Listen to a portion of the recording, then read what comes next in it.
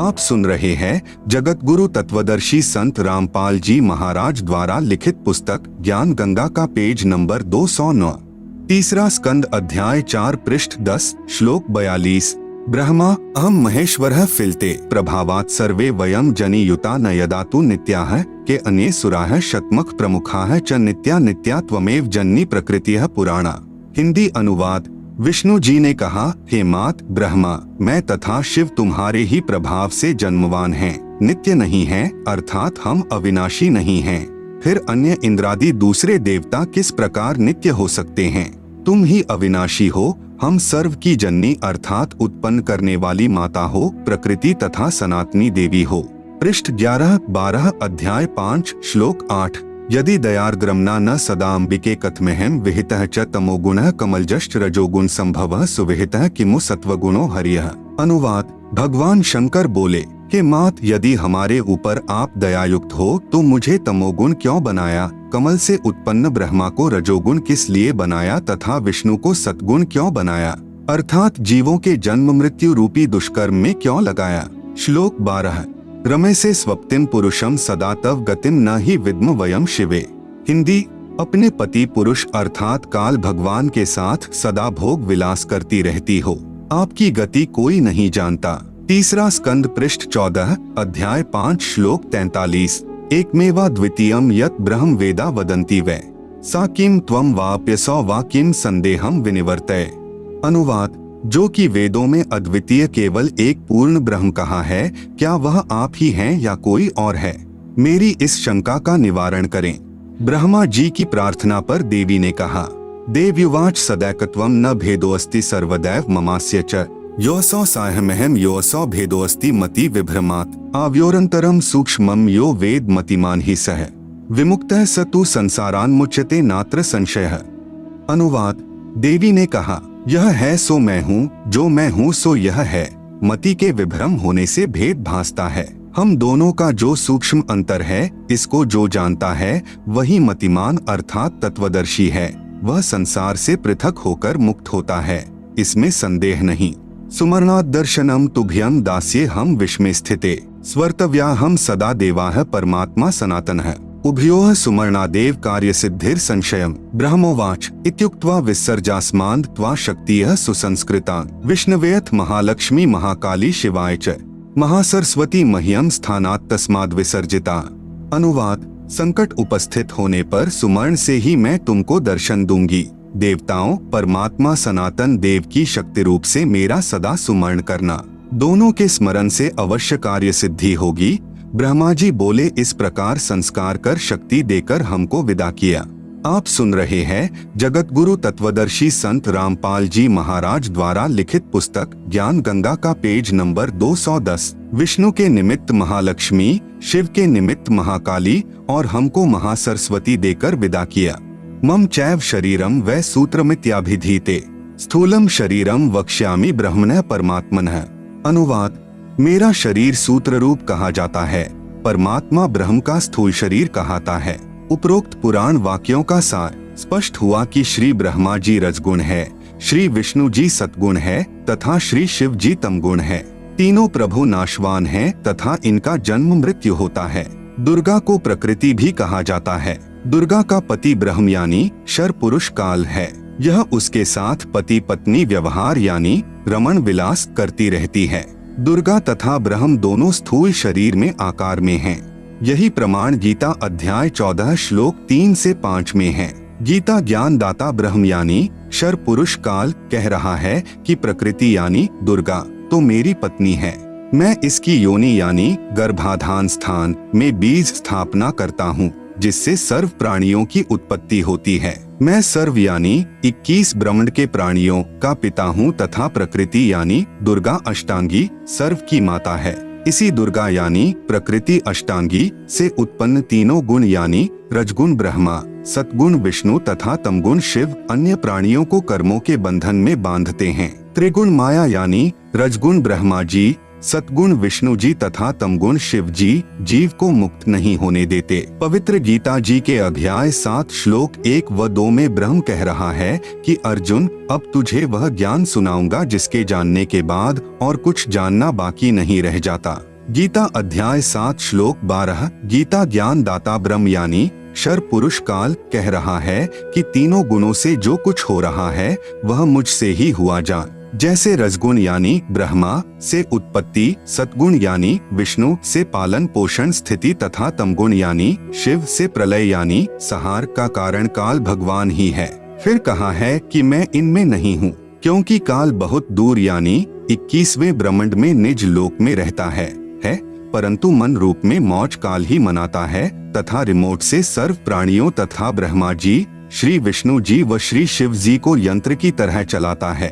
गीता बोलने वाला ब्रह्म कह रहा है कि मेरे 21 ब्रह्मांडों के प्राणियों के लिए मेरी पूजा से ही शास्त्र अनुकूल साधना प्रारंभ होती है, जो वेदों में वर्णित है। मेरे अंतर्गत जितने प्राणी हैं, उनकी बुद्धि मेरे हाथ में है। मैं केवल 21 ब्रह्मांडों में ही मालिक हूँ। इसलिए गीता अध्याय 7 श्लोक 12 से 15 तक जो भी तीनों गुणों से यानी रजगुण ब्रह्मा से जीवों की उत्पत्ति, सतगुण विष्णु जी से स्थिति तथा तमगुण शिव जी से संहार जो कुछ भी हो रहा है, उसका मुख्य कारण मैं यानी ब्रह्म काल की हूँ। क्योंकि काल को 1 लाख मानव शरीरधारी प्राणियों के शरीर को मारकर मैल को खाने का श्राप लगा है। आप सुन रहे हैं जगत गुरु तत्वदर्शी संत रामपाल जी महाराज द्वारा लिखित पुस्तक ज्ञान गंगा का पेज नंबर 211। जो साधक मेरी यानी ब्रह्म की साधना न करके त्रिगुणमयी माया यानी रजगुण ब्रह्मा जी, सतगुण विष्णु जी, तमगुण शिव जी की साधना करके क्षणिक लाभ प्राप्त करते हैं, जिससे ज्यादा कष्ट उठाते रहते हैं, साथ में संकेत किया है कि इनसे ज्यादा लाभ मैं यानी ब्रह्म काल दे सकता हूँ, परंतु ये मूर्ख साधक तत्व ज्ञान के अभाव से इन्हीं तीनों गुणों यानी रजगुण ब्रह्मा जी, सतगुण विष्णु जी, तमगुण शिव जी तक की साधना करते रहते हैं। इनकी बुद्धि इन्हीं तीनों प्रभुओं तक सीमित है।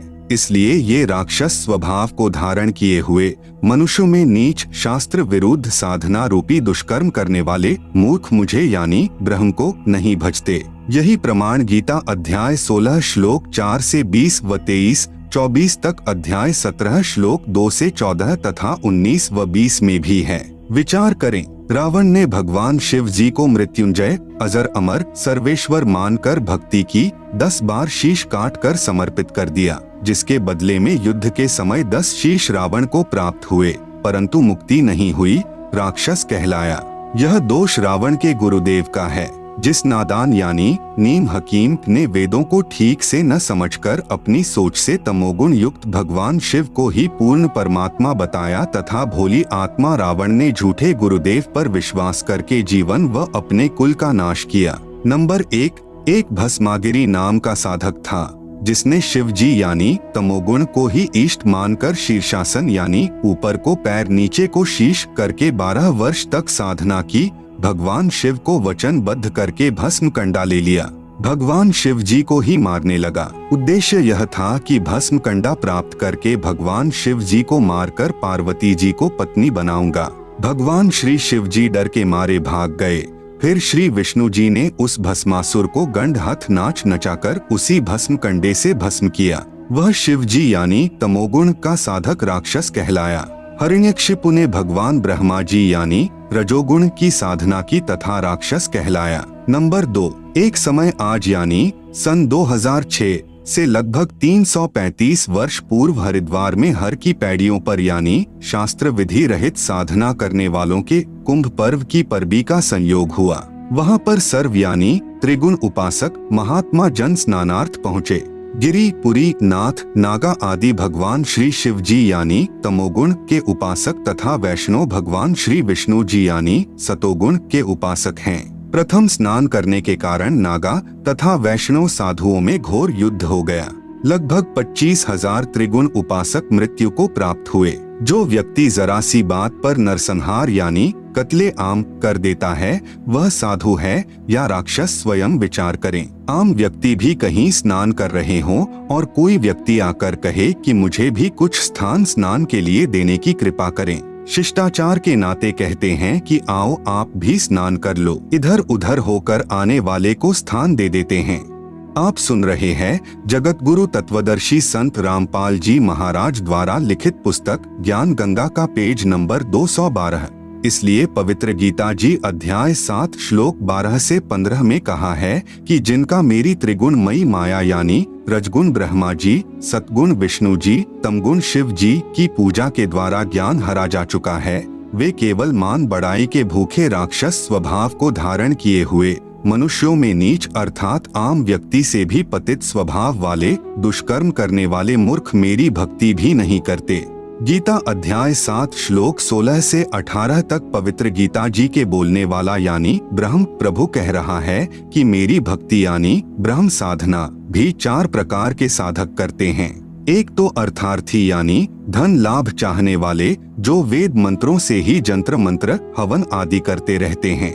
दूसरे आर्त यानी संकट निवारण के लिए वेदों के मंत्रों का जंत्र मंत्र हवन आदि करते रहते हैं। तीसरे जिज्ञासु जो परमात्मा के ज्ञान को जानने की इच्छा रखने वाले केवल ज्ञान संग्रह करके वक्ता बन जाते हैं तथा दूसरों में ज्ञान श्रेष्ठता के आधार पर उत्तम बनकर ज्ञानवान बनकर अभिमानवश भक्तिहीन हो जाते हैं। चौथे ज्ञानी वे साधक जिनको यह ज्ञान हो गया कि मानव शरीर बार बार नहीं मिलता, इससे प्रभु साधना नहीं बन पाई तो जीवन व्यर्थ हो जाएगा। फिर वेदों को पढ़ा जिनसे ज्ञान हुआ कि ब्रह्मा विष्णु शिव जी तीनों गुणों व ब्रह्म यानी क्षर पुरुष तथा परब्रह्म यानी अक्षर पुरुष से ऊपर पूर्ण ब्रह्म की ही भक्ति करनी चाहिए, अन्य देवताओं की नहीं। उन ज्ञानी उदार आत्माओं को मैं अच्छा लगता हूँ तथा मुझे वे इसलिए अच्छे लगते हैं कि वे तीनों गुणों यानी रजगुण ब्रह्मा, सतगुण विष्णु, तमगुण शिव जी से ऊपर उठकर मेरी यानी ब्रह्म साधना तो करने लगे जो अन्य देवताओं से अच्छी है, परंतु वेदों में ओम नाम जो केवल ब्रह्म की साधना का मंत्र है उसी को वेद पढ़ने वाले विद्वानों ने अपने आप ही विचार विमर्श करके पूर्ण ब्रह्म का मंत्र जानकर वर्षों तक साधना करते रहे। प्रभु प्राप्ति हुई नहीं, अन्य सिद्धियां प्राप्त हो गई, क्योंकि पवित्र गीता अध्याय 4 श्लोक 34 तथा पवित्र यजुर्वेद अध्याय 40 मंत्र 10 में वर्णित तत्वदर्शी संत नहीं मिला जो पूर्ण ब्रह्म की साधना 3 मंत्र से बताता है।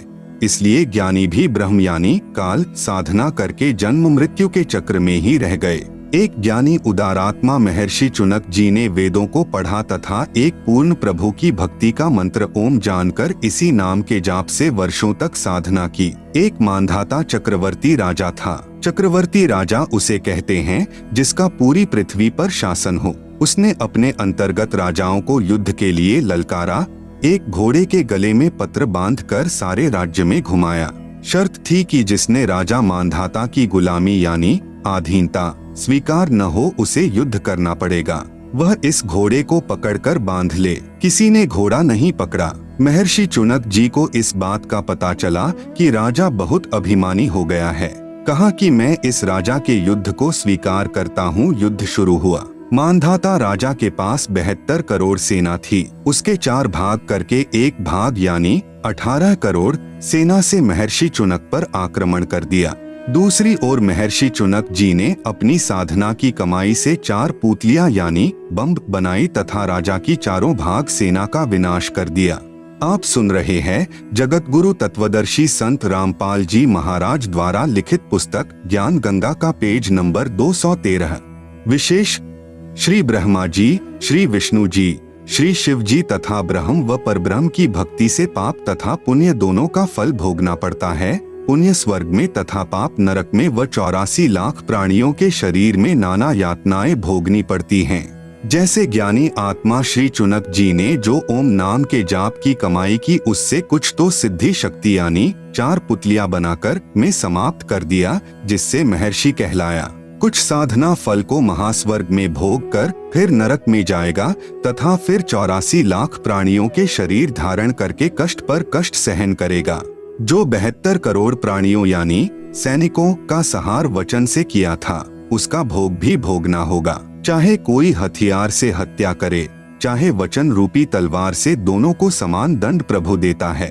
जब उस महर्षि चुनक जी का जीव कुत्ते के शरीर में होगा, उसके सिर में जख्म होगा, उसमें कीड़े बनकर उन सैनिकों के जीव अपना प्रतिशोध लेंगे। कभी टांग टूटेगी, कभी पिछले पैरों से अधरंग होकर केवल अगले पैरों से घिसड़कर चलेगा तथा गर्मी सर्दी का कष्ट असहनीय पीड़ा नाना प्रकार से भोगनी ही पड़ेगी। इसलिए पवित्र गीता जी बोलने वाला ब्रह्म यानी काल गीता अध्याय 7 श्लोक 18 में स्वयं कह रहा है कि ये सर्वज्ञानी आत्माएं हैं तो उदार यानी नेक परंतु पूर्ण परमात्मा की 3 मंत्र की वास्तविक साधना बताने वाला तत्वदर्शी संत न मिलने के कारण ये सब मेरी ही अनुत्तमाम यानी अति अश्रेष्ठ मुक्ति यानी गति की आस में ही आश्रित रहे अर्थात मेरी साधना भी अश्रेष्ठ है। इसलिए पवित्र गीता जी अध्याय 18 श्लोक 62 में कहा है कि हे अर्जुन तू सर्व भाव से उस पूर्ण परमात्मा की शरण में चला जा, जिसकी कृपा से ही तू परम शांति तथा सनातन परम धाम यानी सतलोक को प्राप्त होगा। पवित्र गीता जी को श्री कृष्ण जी के शरीर में प्रेतवत प्रवेश करके ब्रह्म यानी काल ने बोला। फिर कई वर्षों उपरांत पवित्र गीता जी तथा पवित्र चारों वेदों को महर्षि व्यास जी के शरीर में प्रेतवत प्रवेश करके स्वयं ब्रह्म यानी शर पुरुष द्वारा लिपिबद्ध भी स्वयं ही किए हैं। इनमें परमात्मा कैसा है, कैसे उसकी भक्ति करनी है तथा क्या उपलब्धि होगी, ज्ञान तो पूर्ण वर्णन है, परंतु पूजा की विधि केवल ब्रह्म यानी शर पुरुष अर्थात ज्योति निरंजन काल तक की ही है। पूर्ण ब्रह्म की भक्ति के लिए पवित्र गीता अध्याय 4 श्लोक 34 में पवित्र गीता बोलने वाला यानी ब्रह्म प्रभु स्वयं कह रहा है कि पूर्ण परमात्मा की भक्ति व प्राप्ति के लिए किसी तत्वज्ञानी संत को ढूंढ ले, फिर जैसे वह विधि बताएं वैसे कर। पवित्र गीता जी को बोलने वाला प्रभु कह रहा है कि पूर्ण परमात्मा का पूर्ण ज्ञान व भक्ति विधि मैं नहीं जानता। अपनी साधना के बारे में गीता अध्याय 8 के श्लोक 13 में कहा है कि मेरी भक्ति का तो केवल एक ओम अक्षर है, जिसका उच्चारण करके अंतिम श्वास यानी त्यजन देहम तक जाप करने से मेरी वाली परम गति को प्राप्त होगा। फिर गीता अध्याय 7 श्लोक 18 में कहा है कि जिन प्रभु चाहने वाली आत्माओं को तत्वदर्शी संत नहीं मिला जो पूर्ण ब्रह्म की साधना जानता हो, इसलिए वे उदारात्माएं मेरे वाली अनुत्तमाम यानी अति अनुत्तम परम गति में ही आश्रित हैं। पवित्र गीता जी बोलने वाला प्रभु स्वयं कह रहा है कि मेरी साधना से होने वाली गति अर्थात मुक्ति भी अति अश्रेष्ठ है। आप सुन रहे हैं जगत गुरु तत्वदर्शी संत रामपाल जी महाराज द्वारा लिखित पुस्तक ज्ञान गंगा का पेज नंबर 214। अन्य देवताओं यानी रजगुण ब्रह्मा जी, सतगुण विष्णु जी, तमगुण शिव जी की पूजा अनजान ही करते हैं। अध्याय 7 के श्लोक 20 में कहा है कि जिसका संबंध अध्याय 7 के श्लोक 15 से लगातार है। श्लोक 15 में कहा है कि त्रिगुणमयी माया यानी जो रजगुण ब्रह्मा जी, सतगुण विष्णु जी, तमगुण शिव जी की पूजा तक सीमित हैं तथा इन्हीं से प्राप्त क्षणिक सुख के द्वारा जिनका ज्ञान हरा जा चुका है, ऐसे असुर स्वभाव को धारण किए हुए नीच व्यक्ति दुष्कर्म करने वाले मूर्ख मुझे नहीं भजते। अध्याय 7 के श्लोक 20 में उन भोगों की कामना के कारण जिनका ज्ञान हरा जा चुका है, वे अपने स्वभाव वश प्रेरित होकर अज्ञान अंधकार वाले नियम के आश्रित अन्य देवताओं को पूजते हैं। अध्याय 7 के श्लोक 21 में कहा है कि जो भक्त जिस देवता के स्वरूप को श्रद्धा से पूजना चाहता है, उस भक्त की श्रद्धा को मैं उसी देवता के प्रति स्थिर करता हूँ। अध्याय 7 के श्लोक 22 में कहा है कि वह जिस श्रद्धा से युक्त होकर जिस देवता का पूजन करता है, क्योंकि उस देवता से मेरे द्वारा ही विधान किए हुए कुछ इच्छित भोगों को प्राप्त करते हैं। जैसे मुख्यमंत्री कहे कि नीचे के अधिकारी मेरे ही नौकर हैं, मैंने उनको कुछ अधिकार दे रखे हैं जो उनके यानी अधिकारियों के ही आश्रित हैं, वह लाभ भी मेरे द्वारा ही दिया जाता है, परंतु पूर्ण लाभ नहीं है। अध्याय 7 के श्लोक 23 में वर्णन है कि परंतु उन मंद बुद्धि वालों का वह फल नाशवान होता है। देवताओं को पूजने वाले देवताओं को प्राप्त होते हैं।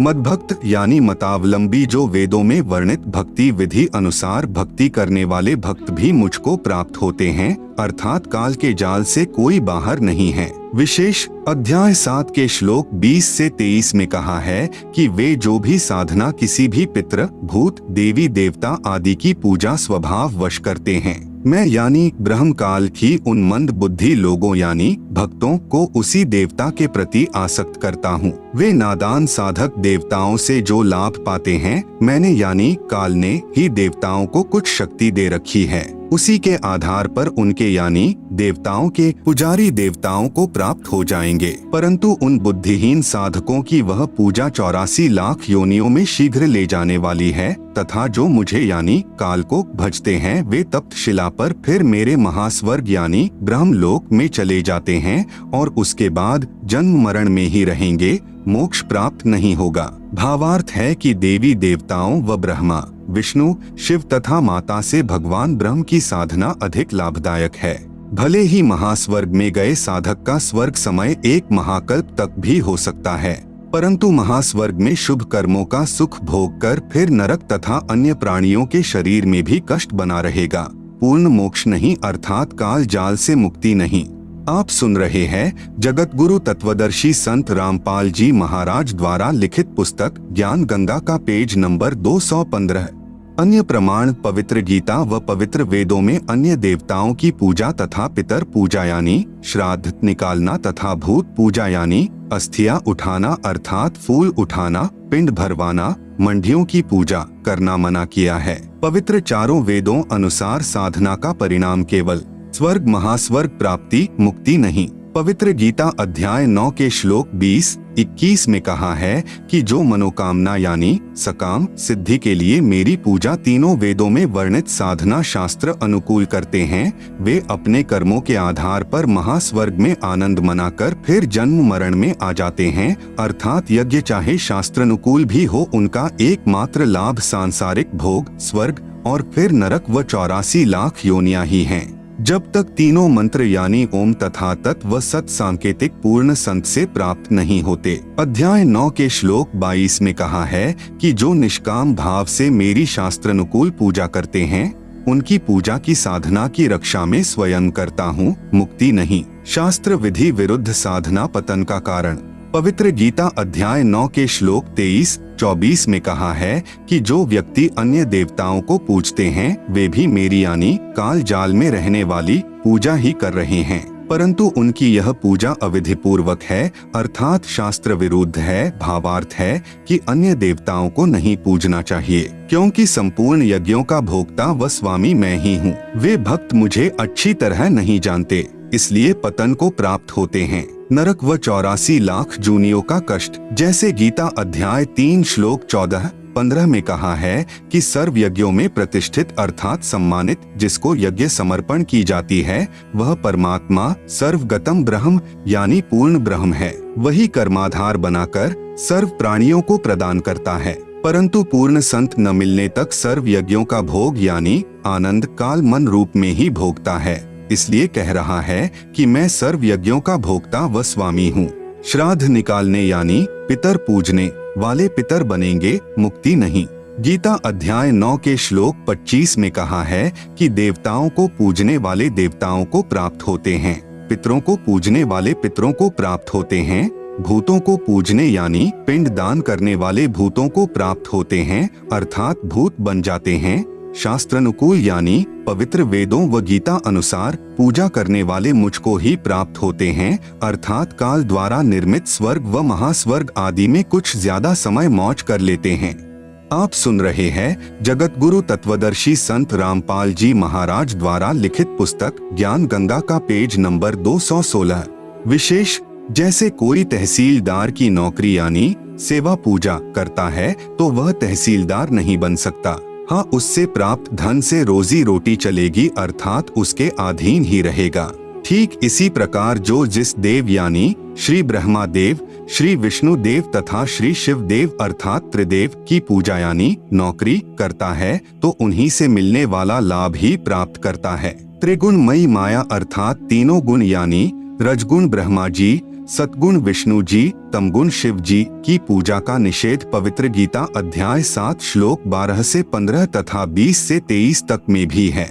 इसी प्रकार कोई पितरों की पूजा यानी नौकरी सेवा करता है तो पितरों के पास छोटा पितर बनकर उन्हीं के पास कष्ट उठाएगा।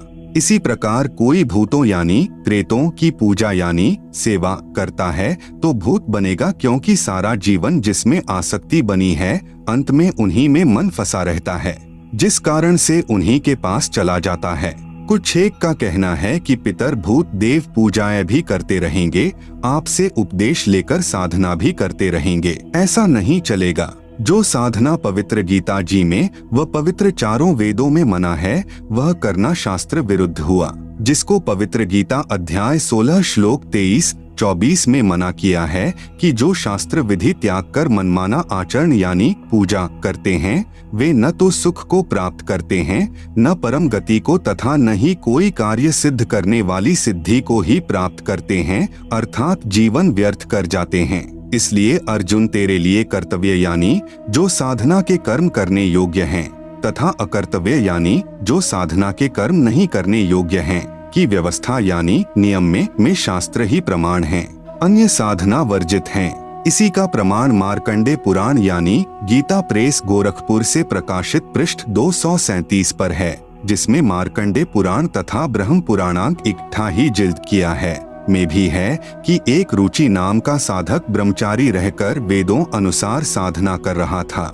जब वह 40 वर्ष का हुआ तब उसको अपने 4 पूर्वज जो शास्त्र विरुद्ध साधना करके पितर बने हुए थे तथा कष्ट भोग रहे थे दिखाई दिए। पितरों ने कहा कि बेटा रुचि शादी करवाकर हमारे श्राद्ध निकाल, हम तो दुखी हो रहे हैं। रुचि ऋषि ने कहा पितृ महोवेद में कर्म कांड मार्ग यानी श्राद्ध पिंड भरवाना आदि को मूर्खों की साधना कहा है, फिर आप मुझे क्यों उस गलत यानी शास्त्र विधि रहित साधना पर लगा रहे हो। पितर बोले बेटा यह बात तो तेरी सत है कि वेद में पितर पूजा, भूत पूजा, देवी देवताओं की पूजा यानी कर्म कांड को अविद्या ही कहा है, इसमें तनिक भी मिथ्या नहीं है। इसी उपरोक्त मार्कंडे पुराण में इसी लेख में पितरों ने कहा कि फिर पितर कुछ तो लाभ देते हैं। विशेष यह अपनी अटकलें पितरों ने लगाई है, वह हमने नहीं पालन करना, क्योंकि पुराणों में आदेश किसी ऋषि विशेष का है जो पितर पूजने, भूत या अन्य देव पूजने को कहा है, परंतु वेदों में प्रमाण न होने के कारण प्रभु का आदेश नहीं है। इसलिए किसी संत या ऋषि के कहने से, प्रभु की आज्ञा का उल्लंघन करने से सजा के भागी होंगे। आप सुन रहे हैं जगत गुरु तत्वदर्शी संत रामपाल जी महाराज द्वारा लिखित पुस्तक ज्ञान गंगा का पेज नंबर 217।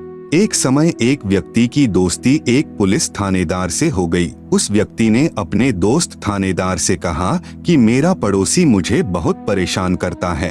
थानेदार यानी SHO ने कहा कि मार लठ, मैं आप निपट लूंगा।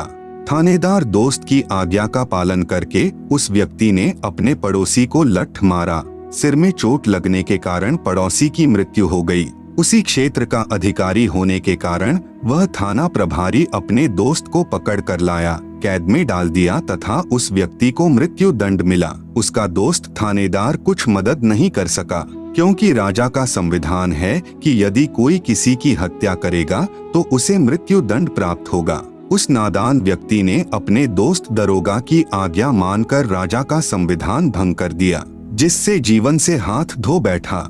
ठीक इसी प्रकार पवित्र गीता जी व पवित्र वेद यह प्रभु का संविधान है, जिसमें केवल एक पूर्ण परमात्मा की पूजा का ही विधान है। अन्य देवताओं, पितरों, भूतों की पूजा करना मना है। पुराणों में ऋषियों यानी थानेदारों का आदेश है, जिनकी आज्ञा पालन करने से प्रभु का संविधान भंग होने के कारण कष्ट पर कष्ट उठाना पड़ेगा। इसलिए आन उपासना पूर्ण मोक्ष में बाधक है। सत्य कथा। मेरे पूज्य गुरुदेव स्वामी रामदेवानंद जी लगभग 16 वर्ष की आयु में पूर्ण परमात्मा की प्राप्ति के लिए अचानक घर त्याग कर निकल गए। प्रतिदिन पहनने वाले वस्त्रों को अपने ही खेतों के निकट घने जंगल में किसी मृत पशु की अस्थियों के पास डाल गए। शाम को घर न पहुंचने के कारण घर वालों ने जंगल में तलाश की। रात्रि का समय था। कपड़े पहचानकर दुखी मन से पशु की अस्थियों को बच्चे की अस्थियां जानकर उठा लाए तथा यह सोचा कि बच्चा जंगल में चला गया, किसी हिंसक जानवर ने खा लिया। अंतिम संस्कार कर दिया। सर्व क्रियाएं की, 13वीं बरसी आदि की तथा श्राद्ध भी निकालते रहे। लगभग 104 वर्ष की आयु प्राप्त होने के उपरांत स्वामी जी अचानक अपने गांव बड़ा पैंतावास, जिला भिवानी, तहसील चरखी दादरी, हरियाणा में पहुंच गए। स्वामी जी का बचपन का नाम श्री हरिद्वारी जी था तथा पवित्र ब्राह्मण कुल में जन्म था। मुझ दास को पता चला तो मैं भी दर्शनार्थ पहुंच गया। स्वामी जी की भाभी जी जो लगभग 92 वर्ष की आयु की थी। मैंने उस वृद्धा से पूछा कि हमारे गुरुजी के घर त्याग जाने के उपरांत क्या महसूस किया। उस वृद्धा ने बताया कि मेरा विवाह हुआ तब मुझे बताया गया कि इनका एक भाई हरिद्वारी था जो किसी हिंसक जानवर ने जंगल में खा लिया था। उसके श्राद्ध निकाले जा रहे हैं। मुझे भी इनके श्राद्ध निकालने को कहा गया। वृद्धा ने बताया कि 70 श्राद्ध तो मैं अपने हाथों निकाल चुकी हूँ। जब कभी फसल अच्छी नहीं होती या कोई घर का सदस्य बीमार हो जाता तो अपने पुरोहित यानी गुरुजी से कारण पूछते तो वह कहा करता कि हरिद्वारी पितर बना है, वह तुम्हें दुखी कर रहा है। आप सुन रहे हैं जगत गुरु तत्वदर्शी संत रामपाल जी महाराज द्वारा लिखित पुस्तक ज्ञान गंगा का पेज नंबर 218। श्राद्धों के निकालने में कोई अशुद्धि रही है। अब की बार सर्व क्रिया मैं स्वयं अपने हाथों से करूंगा। पहले मुझे समय नहीं मिला था क्योंकि एक ही दिन में कई जगह श्राद्ध क्रियाएं करने जाना पड़ा, इसलिए बच्चे को भेजा था। तब तक कुछ भेंट चढ़ाओ ताकि उसे शांत किया जाए। तब उसे 21 या 51 जो भी कहता था डरते भेंट करते थे।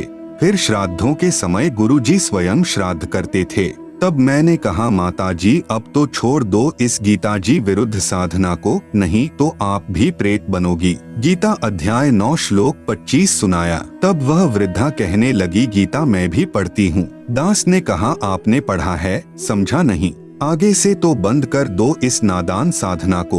वृद्धा ने उत्तर दिया न भाई, कैसे छोड़ दे श्राद्ध निकालना, यह तो सदियों पुरानी लाक यानी परंपरा है। यह दोष भोली आत्माओं का नहीं है, यह दोष मूर्ख गुरुओं यानी नीम हकीमों का है, जिन्होंने अपने पवित्र शास्त्रों को समझे बिना मनमाना आचरण यानी पूजा का मार्ग बता दिया, जिस कारण न तो कोई कार्य सिद्ध होता है, न परम गति तथा न कोई सुख ही प्राप्त होता है। प्रमाण पवित्र गीता अध्याय 16 श्लोक 23-24। अब दास की प्रार्थना है कि शिक्षित वर्ग अवश्य ध्यान दे तथा शास्त्र विधि अनुसार साधना करके पूर्ण परमात्मा के सनातन परम धाम यानी शाश्वतम स्थानम अर्थात सतलोक को प्राप्त करें, जिससे पूर्ण मोक्ष तथा परम शांति प्राप्त होती है। गीता अध्याय 18 श्लोक 62। इसके लिए तत्वदर्शी संत की तलाश करो। गीता अध्याय 4 श्लोक 34। एक श्रद्धालु ने कहा कि मैं आपसे उपदेश लेकर आप द्वारा बताई साधना भी करता रहूंगा तथा श्राद्ध भी निकालता रहूंगा तथा अपने घरेलू देवी देवताओं को भी उपरले मन से पूजता रहूंगा, इसमें क्या दोष है? मुझ दास की प्रार्थना, संविधान की किसी भी धारा का उल्लंघन कर देने पर सजा अवश्य मिलेगी, इसलिए पवित्र गीता जी व पवित्र चारों वेदों में वर्णित व वर्जित विधि के विपरीत साधना करना व्यर्थ है।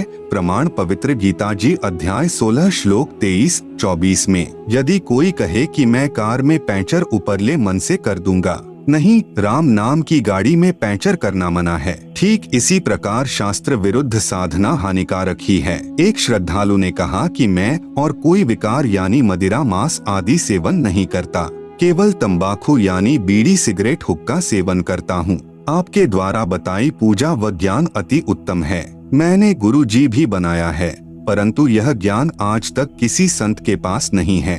मैं 25 वर्ष से घूम रहा हूँ तथा 3 गुरुदेव बदल चुका हूँ। कृपया मुझे तंबाकू सेवन की छूट दे दो, शेष सर्व शर्तें मंजूर हैं। तंबाकू से भक्ति में क्या बाधा आती है? दास की प्रार्थना। दास ने प्रार्थना की कि अपने शरीर को ऑक्सीजन की आवश्यकता है। आप सुन रहे हैं जगत गुरु तत्वदर्शी संत रामपाल जी महाराज द्वारा लिखित पुस्तक ज्ञान गंगा का पेज नंबर 219। तंबाकू का धुआं कार्बन डाइऑक्साइड है जो फेफड़ों को कमजोर व रक्त दूषित करता है। मानव शरीर प्रभु प्राप्ति व आत्म कल्याण के लिए ही प्राप्त हुआ है। इसमें परमात्मा पाने का रास्ता सुषुम्ना नाड़ी से प्रारंभ होता है। जो नाक के दोनों छिद्र हैं, उन्हें दाएं को ईड़ा तथा बाएं को पिंगुला कहते हैं। इन दोनों के मध्य में सुषुम्ना नाड़ी है, जिसमें एक छोटी सुई यानी नीडल में धागा पिरोने वाले छिद्र के समान द्वार होता है, जो तंबाकू के धुएं से बंद हो जाता है, जिससे प्रभु प्राप्ति के मार्ग में अवरोध हो जाता है। यदि प्रभु पाने का रास्ता ही बंद हो गया तो मानव शरीर व्यर्थ हुआ। इसलिए प्रभु भक्ति करने वाले साधक को प्रत्येक नशीले व अखाद्य यानी मांस आदि पदार्थों का सर्वदा निषेध है। एक श्रद्धालु ने कहा कि मैं तंबाकू प्रयोग नहीं करता, मांस व मदिरा सेवन जरूर करता हूँ, इससे भक्ति में क्या बाधा है? यह तो खाने पीने के लिए ही बनाई है तथा पेड़ पौधों में भी तो जीव है, वह खाना भी तो मांस भक्षण तुल्य ही है। दास की प्रार्थना, यदि कोई हमारे माता पिता भाई बहन व बच्चों आदि को मारकर खाए तो कैसा लगे? जैसा दर्द आपने होवे वैसा जान बिराने, कहे कबीर वे जाए नरक में जो काटे शीश खुराने। जो व्यक्ति पशुओं को मारते समय खुरों तथा शीश को बेरहमी से काट कर मांस खाते हैं वे नरक के भागी होंगे। जैसा दुख अपने बच्चों व संबंधियों की हत्या का होता है, ऐसा ही दूसरे को जानना चाहिए। रही बात पेड़ पौधों को खाने की, इनको खाने का प्रभु का आदेश है तथा ये जड़ जूनी के हैं। अन्य चेतन प्राणियों का वध प्रभु आदेश विरुद्ध है, इसलिए अपराध यानी पाप है। मदिरा सेवन भी प्रभु आदेश नहीं है, परंतु स्पष्ट मना है तथा मानव जीवन को बर्बाद करने का है। शराब पान किया हुआ व्यक्ति कुछ भी गलती कर सकता है। मदिरा पान धन तन व पारिवारिक शांति तथा समाज सभ्यता की महाशत्रु है। प्यारे बच्चों के भावी चरित्र पर कुप्रभाव पड़ता है।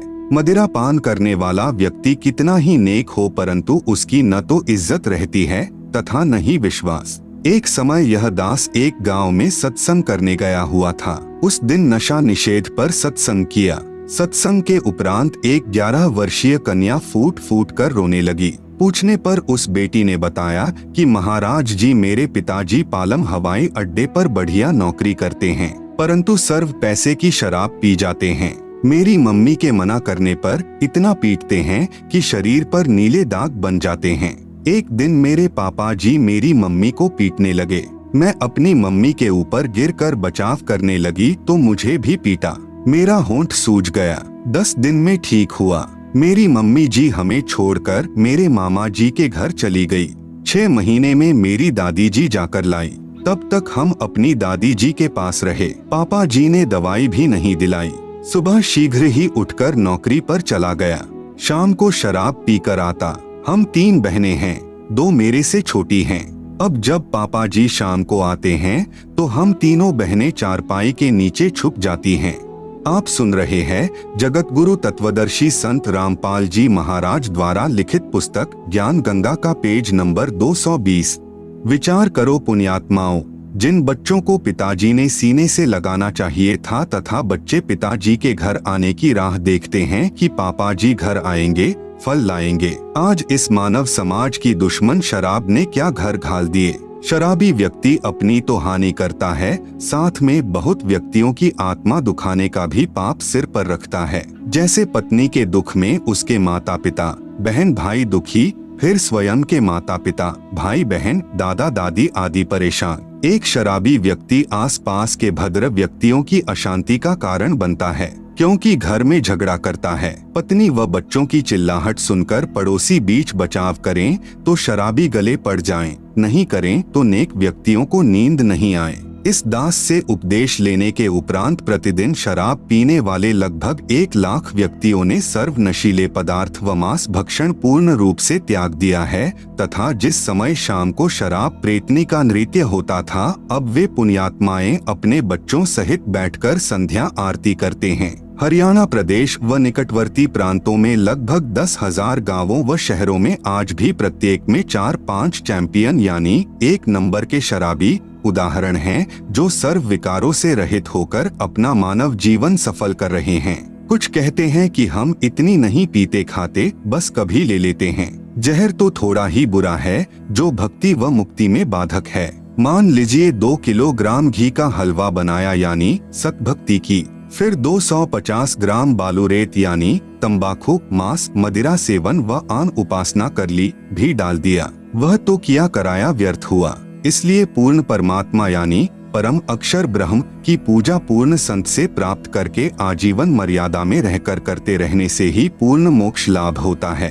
तत्वज्ञान प्राप्ति के पश्चात ही भक्ति प्रारंभ होती है। अध्याय 9 के श्लोक 26, 27, 28 का भाव है कि जो भी आध्यात्मिक या सांसारिक काम करें, सब मेरे मतानुसार वेदों में वर्णित पूजा विधि अनुसार ही कर्म करें। वह उपासक मुझ यानी काल से ही लाभान्वित होता है। इसी का वर्णन इसी अध्याय के श्लोक 20-21 में किया है। अध्याय 9 के श्लोक 29 में भगवान कहते हैं कि मुझे किसी से द्वेष या प्यार नहीं है, परंतु तुरंत ही कह रहे हैं कि जो मुझे प्रेम से भजते हैं वे मुझे प्यारे हैं तथा मैं उनको प्रिय हूँ, अर्थात मैं उनमें और वे मेरे में हैं। राग व द्वेष का प्रत्यक्ष प्रमाण है। जैसे प्रहलाद विष्णु जी के आश्रित थे तथा हिरण्याकशिपु द्वेष करता था, तब नरसिंह रूप धार कर भगवान ने अपने प्यारे भक्त की रक्षा की तथा राक्षस हिरण्याकशिपु की आंतें निकालकर समाप्त किया। प्रहलाद से प्रेम तथा हिरण्याकशिपु से द्वेष प्रत्यक्ष सिद्ध है। आप सुन रहे हैं जगत गुरु तत्वदर्शी संत रामपाल जी महाराज द्वारा लिखित पुस्तक ज्ञान गंगा का पेज नंबर 221। इसीलिए पवित्र श्रीमद् भगवद गीता अध्याय 2 श्लोक 53 में कहा है कि तत्व ज्ञान हो जाने पर नाना प्रकार के भ्रमित करने वाले वचनों से विचलित हुई तेरी बुद्धि एक पूर्ण परमात्मा में दृढ़ता से स्थिर हो जाएगी। तब तू योगी बनेगा, अर्थात तब तेरी अनन्य मन से निःसंशय होकर एक पूर्ण प्रभु की भक्ति प्रारंभ होगी। पवित्र गीता अध्याय 2 श्लोक 46 में कहा है कि जैसे बहुत बड़े जलाशय यानी जिसका जल 10 वर्ष तक वर्षा न हो तो भी समाप्त न हो के प्राप्त हो जाने के पश्चात छोटा जलाशय यानी जिसका जल 1 वर्ष तक वर्षा न हो तो समाप्त हो जाता है, में जितना प्रयोजन रह जाता है, इसी प्रकार पूर्ण परमात्मा यानी परम अक्षर पुरुष के गुणों का ज्ञान तत्व ज्ञान द्वारा हो जाने पर आपकी आस्था अन्य ज्ञानों में तथा अन्य भगवानों यानी अन्य देवताओं में जैसे ब्रह्मा विष्णु शिव में तथा अक्षर पुरुष अर्थात ब्रह्म में तथा अक्षर पुरुष अर्थात परब्रह्म में उतनी ही रह जाती है। जैसे छोटा जलाशय बुरा नहीं लगता परंतु उसकी क्षमता यानी औकात का पता लग जाता है कि यह काम चलाओ सहारा है जो जीवन के लिए पर्याप्त नहीं है, तथा बहुत बड़ा जलाशय प्राप्त होने पर पता चल जाता है कि यदि अकाल गिरेगा तो भी समस्या नहीं आएगी तथा तुरंत छोटे जलाशय को त्याग कर बड़े जलाशय पर आश्रित हो जाएगा। इसी प्रकार तत्वदर्शी संत से पूर्ण परमात्मा के तत्व ज्ञान के द्वारा पूर्ण ब्रह्म की महिमा से परिचित हो जाने के पश्चात साधक पूर्ण रूप से यानी अनन्य मन से उस पूर्ण परमात्मा यानी परमेश्वर पर सर्व भाव से आश्रित हो जाता है। गीता अध्याय 18 श्लोक 62 में कहा है कि हे अर्जुन, तू सर्व भाव से उस परमेश्वर की शरण में जा, उस परमात्मा की कृपा से ही परम शांति को प्राप्त होगा तथा शाश्वत स्थान अर्थात सनातन परम धाम अर्थात कभी न नष्ट होने वाले सतलोक को प्राप्त होगा। गीता अध्याय 18 श्लोक 63 में कहा है कि मैंने तेरे से यह रहस्यमय अति गोपनीय यानी गीता का ज्ञान कह दिया, अब जैसे तेरा मन चाहे वैसा कर। क्योंकि यह गीता के अंतिम अध्याय 18 के अंतिम श्लोक चल रहे हैं, इसलिए कहा है गीता ज्ञान दाता ब्रह्म का इष्ट यानी पूज्य देव पूर्ण ब्रह्म है। गीता अध्याय 18 श्लोक 64 में कहा है कि एक सर्वगुप्त से गुप्त ज्ञान एक बार फिर सुन कि यही पूर्ण परमात्मा जिसके विषय में अध्याय 18 श्लोक 62 में कहा है मेरा पक्का पूज्य देव है, अर्थात मैं यानी ब्रह्मक्षर पुरुष भी उसी की पूजा करता हूँ। यह तेरे हित में कहूँगा, क्योंकि यही जानकारी गीता ज्ञान दाता प्रभु ने गीता अध्याय 15 श्लोक 4 में भी दी है, जिसमें कहा है कि मैं उसी आदि पुरुष परमेश्वर की शरण में हूँ। इसलिए यहाँ कहा कि यही गुप्त से भी अतिगुप्त ज्ञान फिर सुन। विशेष अन्य गीता के अनुवादकर्ताओं ने गलत अनुवाद किया है। इष्टः असि में दृढ़म इति का अर्थ किया है कि तू मेरा प्रिय है।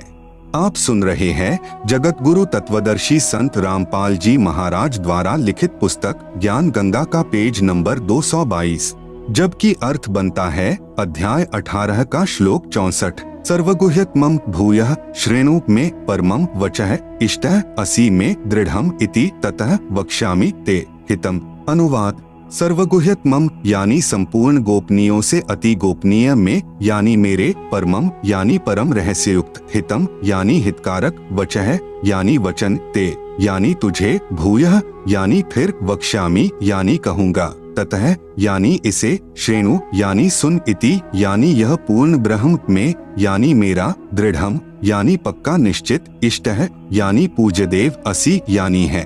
गीता अध्याय 18 श्लोक 65 में गीता ज्ञान दाता प्रभु यानी काल भगवान क्षर पुरुष कह रहा है कि यदि मेरी शरण में रहना है तो मेरी पूजा अनन्य मन से कर। अन्य देवताओं यानी ब्रह्मा, विष्णु, शिव तथा पितरों आदि की पूजा त्याग दे, फिर मुझे ही प्राप्त ही होगा, अर्थात ब्रह्म लोक बने महास्वर्ग में चला जाएगा। मैं तुझे सत प्रतिज्ञा करता हूँ, तू मेरा प्रिय है। गीता अध्याय 18 श्लोक 66 में कहा है कि यदि एकम यानी उस अद्वितीय अर्थात जिसकी तुलना में अन्य न हो, उस एक सर्वशक्तिमान, सर्व ब्रह्मांडों के रचनहार, सर्व के धारण पोषण करने वाले परमेश्वर की शरण में जाना है, तो मेरे स्तर की साधना जो ओम नाम के जाप की कमाई तथा अन्य धार्मिक शास्त्र अनुकूल यज्ञ साधनाएं मुझ में छोड़, जिससे तू मेरे ऋण से मुक्त हो जाएगा। उस एकम यानी अद्वितीय अर्थात जिसका कोई सानी नहीं है की शरण में व्रज यानी जा। मैं तुझे सर्व पापों यानी काल के ऋणों से मुक्त कर दूंगा, तू चिंता मत कर। विशेष गीता के अन्य अनुवादकर्ताओं ने श्लोक 66 का अनुवाद गलत किया है। व्रज का अर्थ आना किया है, जबकि व्रज का अर्थ जाना होता है।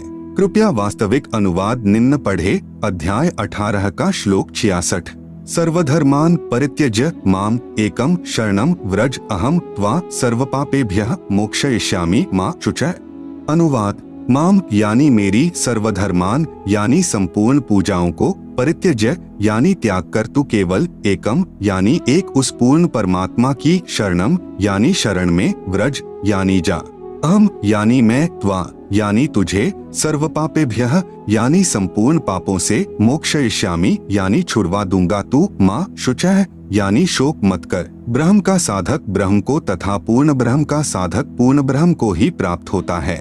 गीता अध्याय 8 श्लोक 5 से 10 व 13 तथा गीता अध्याय 17 श्लोक 23 में निर्णायक ज्ञान है। गीता अध्याय 8 श्लोक 13 में कहा है कि मुझ ब्रह्म की साधना का तो केवल एक ओम अक्षर है जो उच्चारण करके जाप करने का है। जो साधक अंतिम श्वास तक जाप करता है वह मेरी परम गति को प्राप्त करता है। अपनी परम गति को गीता ज्ञान दाता प्रभु ने अध्याय 7 श्लोक 18 में अति अनुत्तम अर्थात अति घटिया कहा है। आप सुन रहे हैं जगत गुरु तत्वदर्शी संत रामपाल जी महाराज द्वारा लिखित पुस्तक ज्ञान गंगा का पेज नंबर 223। गीता अध्याय 17 श्लोक 23 में कहा है कि पूर्ण परमात्मा की प्राप्ति का केवल 3 मंत्र ओम तत्सत के जाप का ही निर्देश है, जिसमें ओम जाप ब्रह्म का है, तत् यह सांकेतिक है जो परब्रह्म का जाप है, तथा सत यह भी सांकेतिक है जो पूर्ण ब्रह्म का जाप है। उस पूर्ण परमात्मा के तत्व ज्ञान को तत्वदर्शी संत ही जानता है, उससे प्राप्त कर। मैं यानी गीता ज्ञान दाता अक्षर पुरुष नहीं जानता। गीता अध्याय 8 श्लोक 6 में कहा है कि यह विधान है कि अंत समय में साधक जिस भी प्रभु का नाम जाप करता हुआ शरीर त्याग कर जाता है उसी को प्राप्त होता है। गीता अध्याय 8 श्लोक 5 से 7 में कहा है कि जो अंत समय में मेरा स्मरण करता हुआ शरीर त्याग कर जाता है वह मेरे यानी ब्रह्म के भाव में भावित रहता है। फिर कभी मनुष्य जन्म होता है तो वह साधक अपनी साधना ब्रह्म से ही प्रारंभ करता है, उसका स्वभाव वैसा ही हो जाता है। इसी का प्रमाण गीता अध्याय 16-17 में भी है कि जो साधक पूर्व जन्म में जैसी भी साधना करके आया है अगले जन्म में भी स्वभाववश वैसी ही साधना करता है। गीता अध्याय 8 श्लोक 7 में कहा है कि सब समय में मेरा स्मरण कर तथा युद्ध भी कर, निसंदेह मुझको ही प्राप्त होगा। गीता अध्याय 8 श्लोक 8 से 10 तक में स्पष्ट किया है कि जो साधक अनन्य मन से परमेश्वर के नाम का जाप करता है वह सदा उसी को स्मरण करने वाला परम दिव्यम पुरुष यानी उस परम दिव्य पुरुष अर्थात परमेश्वर यानी पूर्ण ब्रह्म को प्राप्त होता है। अध्याय 8 श्लोक 8। जो साधक अनादि सर्व के नियंता सूक्ष्म से अति सूक्ष्म सबके धारण पोषण करने वाले सूर्य की तरह स्वप्रकाशित अर्थात तेजोमय शरीर युक्त अज्ञान रूप अंधकार से परे कविम यानी कबीरदेव सच्चिदानंद घन परमेश्वर का स्मरण करता है। अध्याय 8 श्लोक 9। वह भक्ति युक्त साधक 3 मंत्र के जाप की साधना की शक्ति यानी नाम जाप की कमाई से अंत समय में शरीर त्याग कर जाते समय त्रिकुटी पर पहुंचकर अभ्यास वश सार नाम का स्मरण करता हुआ उस दिव्य रूप अर्थात तेजोमय अर्थात साकार परम पुरुष यानी परमेश्वर को ही प्राप्त होता है। अध्याय 8 श्लोक 10 ब्रह्म यानी क्षर पुरुष की साधना अनुत्तम यानी घटिया है। गीता अध्याय 2 श्लोक 12 तथा अध्याय 4 श्लोक 5 तथा अध्याय 7 श्लोक 18 में कहा है कि मैं यानी गीता ज्ञानदाता नाशवान हूँ। जन्म मृत्यु मेरी तथा तेरी सदा होती रहेगी। केवल किया हुआ कर्म ही प्राप्त होगा, मोक्ष नहीं होता। मेरी साधना करने वाले भले ही उद्धार साधक हैं, परंतु वे भी मेरी अति घटिया यानी अनुत्तम साधना में ही व्यस्त हैं। इसलिए गीता अध्याय 18 श्लोक 62, 64, 66 में कहा है कि उस परमेश्वर की शरण में जा तथा मेरा पूज्य देव भी वही है। आप सुन रहे हैं जगत गुरु तत्वदर्शी संत रामपाल जी महाराज द्वारा लिखित पुस्तक ज्ञान गंगा का पेज नंबर 224। प्रार्थना। उपरोक्त 3 मंत्र की साधना मुझ दासों के भी दास यानी रामपाल दास के पास उपलब्ध है, जो स्वयं पूर्ण परमात्मा कबीरदेव ने अपनी आत्माओं पर रहम यानी दया करके प्रदान की है। क्योंकि अब बिचली यानी मध्य वाली पीढ़ी चल रही है, क्योंकि कलयुग के प्रारंभ में अपने पूर्वज अशिक्षित थे। उस समय परमेश्वर के तत्व ज्ञान को नकली संतों, गुरुओं, महंतों तथा आचार्यों ने ऊपर नहीं आने दिया तथा कलयुग के अंत में सर्व व्यक्ति भक्तिहीन तथा महाविकारी हो जाएंगे। अब यह वर्तमान का समय 20वीं सदी से शिक्षित समाज प्रारंभ हुआ है। यह बिचली यानी मध्य वाली पीढ़ी अर्थात मनुष्य वंश चल रहा है। वास्तविक ज्ञान अपने सद्ग्रंथों में विद्यमान है, जिसे नकली संत, गुरु, आचार्य तथा महंत नहीं समझ सके, जिस कारण से सर्व भक्त समाज शास्त्र विरुद्ध ज्ञान के आधार से दंत कथाओं यानी लोकवेद पर आधारित होकर शास्त्र विधि त्याग कर मनमाना आचरण यानी पूजा करके अनमोल मानव जीवन व्यर्थ कर रहा है। शास्त्र विधि अनुसार साधना। नंबर 1, प्रथम चरण में ब्रह्म गायत्री मंत्र दिया जाता है, जो कमलों को खोलने का है। उपदेश प्राप्त करने वाला भक्तात्मा यह सोचेगा कि गुरु जी कह तो रहे थे कि तीनों गुणों यानी रजगुण ब्रह्मा, सतगुण विष्णु, तमगुण शिव की पूजा नहीं करनी है। मंत्र जाप उन्हीं के दिए हैं, उनके लिए निवेदन है कि यह पूजा नहीं है। हम काल के लोक में रह रहे हैं। यहाँ हमें जिस सुविधा की चाह होगी वह ब्रह्मा, विष्णु, शिव आदि ही प्रदान करेंगे। जैसे हमने बिजली का कनेक्शन यानी लाभ ले रखा है, उसका बिल यानी खर्चा भरना है। हम बिजली वाले मंत्री की या विभाग की पूजा नहीं कर रहे, हम उनका बिल भरेंगे तो बिजली का लाभ मिलता रहेगा। इसी प्रकार टेलीफोन यानी दूरभाष का बिल व पानी का बिल आदि अदा करते रहेंगे तो हमें सुविधाएं मिलती रहेंगी। आप शास्त्र विरुद्ध साधना करके भक्तिहीन हो गए हो, अर्थात आप पुण्यहीन हो गए हो, जिस कारण से आपको धन लाभ आदि नहीं हो रहा। यह दास यानी रामपाल दास आपका गारंटर यानी जिम्मेदार बनकर इस काल लोक की एक ब्रह्मांड की शक्तियों यानी ब्रह्मा, विष्णु, शिव, गणेश, माता आदि से आपको सर्व सुविधाएं पुनः प्रारंभ करवाएगा तथा आपने इस मंत्र के जाप से इनका बिल भरते रहना है। जो मंत्र प्रथम यानी सत्सुकृत अविगत कबीर है, यह आपकी पूजा है। यह पूर्ण परमात्मा है तथा सतम लाभ यानी फल प्राप्त होगा। सतम का अर्थ अविनाशी अर्थात हमें अविनाशी पद प्राप्त करना है। इस मंत्र के 4 महीने के बाद आपको सतनाम यानी सच्चा नाम और मिलेगा, जो 2 मंत्र का होगा। उसका एक मंत्र काल के 21 ब्रह्मांड का ऋण उतारने का है। उसकी कमाई करके हमने ब्रह्म यानी शर पुरुष अर्थात काल का ऋण उतारना है। फिर यह काल हमें सर्व पापों से मुक्त कर देगा। आप सुन रहे हैं जगत गुरु तत्वदर्शी संत रामपाल जी महाराज द्वारा लिखित पुस्तक ज्ञान गंगा का पेज नंबर 225।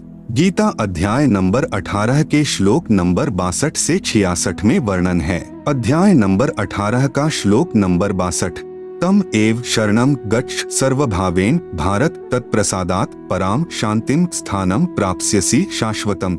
अनुवाद। भारत यानी हे भारत, तू सर्वभावेन यानी सब प्रकार से, तम यानी उस अज्ञान अंधकार में छुपे हुए परमेश्वर की, एव यानी ही, शरणम यानी शरण में, गच्छ यानी जा, तत्प्रसादात यानी उस परमात्मा की कृपा से ही तू, पराम यानी परम, शांतिम यानी शांति को तथा शाश्वतम यानी सदा रहने वाला सत, स्थानम यानी स्थान धाम लोक को, प्राप्स्यसि यानी प्राप्त होगा। अनुवाद। हे भारत, तू सब प्रकार से उस अज्ञान अंधकार में छुपे हुए परमेश्वर की ही शरण में जा।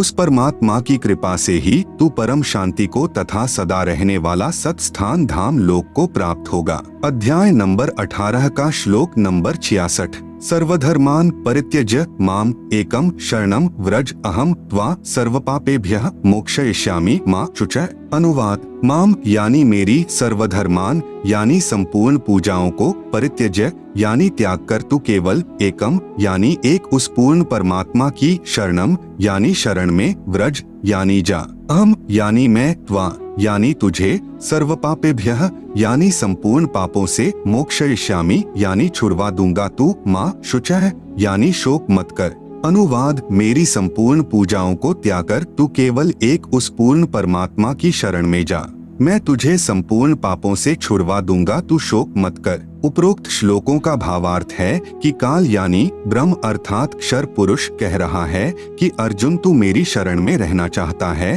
तो जन्म तथा मृत्यु बनी रहेगी। यदि परम शांति तथा सतलोक जाना चाहता है तो उस पूर्ण परमात्मा की शरण में चला जा। उसके लिए मेरी सर्व धार्मिक पूजाएं अर्थात सतनाम के प्रथम मंत्र के जाप की कमाई मुझ में छोड़कर फिर सर्वभाव से उस एक यानी सर्वशक्तिमान अर्थात जिसके बराबर दूसरा न हो उस अद्वितीय परमेश्वर की शरण में चला जा, फिर मैं तुझे सर्व पापों यानी ऋणों से मुक्त कर दूंगा। तू चिंता मत कर तथा सतनाम के दूसरे मंत्र की कमाई हम परब्रह्म अर्थात अक्षर पुरुष को छोड़ देंगे, क्योंकि हमने अक्षर पुरुष के लोक से होकर सतलोक जाना है, उसका किराया देना है। फिर तीसरा मंत्र सत शब्द अर्थात सारनाम मिलेगा जो सतलोक में स्थायित्व प्राप्त कराएगा। यदि कोई व्यक्ति विदेश गया हो, वहाँ उस पर सरकार का ऋण हो, फिर वापस स्वदेश आना चाहेगा तो उसे पहले उस देश के ऋण से मुक्ति लेनी होगी। फिर नो ड्यू सर्टिफिकेट यानी ऋण मुक्त प्रमाण पत्र प्राप्त करना होगा, तब उसका वापस आने का पासपोर्ट बनेगा, नहीं तो उसे वापस नहीं आने दिया जाएगा। इसी प्रकार आप इस काल के लोक में शास्त्र विरुद्ध साधना करके भक्तिहीन होकर ऋणी हो गए हो। पहले आपको साहूकार बनाया जाएगा। उसके लिए कबीरदेव यानी कबीर साहेब या कबीर साहेब ने मुझ दास यानी संत रामपाल दास को अपना प्रतिनिधि यानी रिप्रेजेंटेटिव बनाकर भेजा है। उस परमेश्वर की तरफ से यह दास आपका गारंटर यानी जिम्मेवार बनेगा तथा ब्रह्मा, विष्णु, शिव आदि शक्तियों से आपके पुनः कनेक्शन यानी संपर्क का लाभ को प्रारंभ करवाएगा। आप सुन रहे हैं जगत गुरु तत्वदर्शी संत रामपाल जी महाराज द्वारा लिखित पुस्तक ज्ञान गंगा का पेज नंबर 226, जो आपने इनके मंत्र की कमाई करके किश्तों में बिल भरना है। जब तक आप यहाँ से मुक्त नहीं होते तब तक आपको सर्व भौतिक सुविधाएं जोर शोर से मिलती रहेंगी तथा आप पुण्यदान आदि करके अधिक भक्ति धनी बन सकोगे। दूसरे शब्दों में जैसे हमारे शरीर में कमल बने हैं, जब हम शरीर त्याग कर परमात्मा के पास जाएंगे तो हमें इन कमलों में से होकर जाना है। जैसे नंबर 1 मूल कमल में गणेश जी, नंबर 2 स्वाद कमल में सावित्री ब्रह्मा जी, नंबर 3 नाभि कमल में लक्ष्मी तथा विष्णु जी, नंबर 4 हृदय कमल में पार्वती और शिव जी, नंबर 5 कंठ कमल में दुर्गा यानी अष्टंगी है। इन कमलों से हम तब ही जा सकेंगे जब हम इनका ऋण अदा कर देंगे। प्रथम उपदेश से आपके सर्व कमल खिल जाएंगे अर्थात आप ऋण मुक्त हो जाओगे। जब आप अंत समय में शरीर छोड़कर चलोगे तो आपका रास्ता साफ मिलेगा अर्थात आपके सर्व ऋण मुक्त प्रमाण पत्र तैयार मिलेगा। परंतु हमने पूजा अपने मूल मालिक कबीरदेव यानी कबीर साहेब की करनी है। जैसे पतिव्रता पत्नी पूजा तो अपने पति की करती है, परंतु यथोचित आदर सबका करती है। जैसे देवर को पुत्रवत तथा जेठ को बड़े भाई की तरह तथा सास व ससुर को माता पिता की तरह, परंतु जो भाव अपने पति में होता है वह अन्य में नहीं हो सकता। ठीक इसी प्रकार कबीर परमेश्वर के भक्त को अपनी भक्ति सफल करनी है, इसलिए किसी अनजान के बहकावे में मत आना। पूर्ण विश्वास के साथ इस दास के द्वारा बताए भक्ति मार्ग पर लगे रहना। यह भक्ति सर्व शास्त्रों के आधार पर है। नंबर 2 दूसरे चरण में सतनाम प्रदान किया जाता है जो 2 मंत्र का है। एक ओम, दूसरा तत् जो सांकेतिक है, केवल साधक को ही बताया जाता है। नंबर 3 तीसरे चरण में सार नाम दिया जाता है जो 3 मंत्र का है। ओम तत् सत यानी तत् सत सांकेतिक हैं जो साधक को ही बताए जाएंगे। इस प्रकार सार नाम यानी जो 3 मंत्र का बन जाएगा। के स्मरण अभ्यास से साधक परम दिव्य पुरुष अर्थात परमेश्वर कबीरदेव को प्राप्त होगा तथा सतलोक में परम शांति अर्थात पूर्ण मोक्ष को प्राप्त हो जाएगा। विशेष वर्तमान में यह वास्तविक साधना मुझ दास के अतिरिक्त किसी के पास नहीं है। यदि कोई मुझ दास से चुराकर स्वयं गुरु बनकर नकली शिष्य बना रहा हो तो उस मनुष्य जीवन के दुश्मन से सावधान रहें। वह अनअधिकारी होने के कारण अपना जीवन भी नष्ट कर रहा है तथा नादान अनुयायियों को भी नरक का भागी बना रहा है। उसे काल का भेजा दूत जाने। शंका समाधान। नंबर 1, प्रश्न उपरोक्त गीता सार से तो सिद्ध होता है कि ब्रह्मा जी, विष्णु जी तथा शिव जी की पूजा व्यर्थ है, परंतु मैं तो 30 वर्ष से श्री शिव जी की पूजा कर रहा हूँ तथा भगवान श्री कृष्ण जी मेरे बहुत प्रिय हैं। मैं इन प्रभुओं को नहीं छोड़ सकता, मेरा इनसे विशेष लगाव हो चुका है। श्री गीता जी का नित्य पाठ करता हूँ।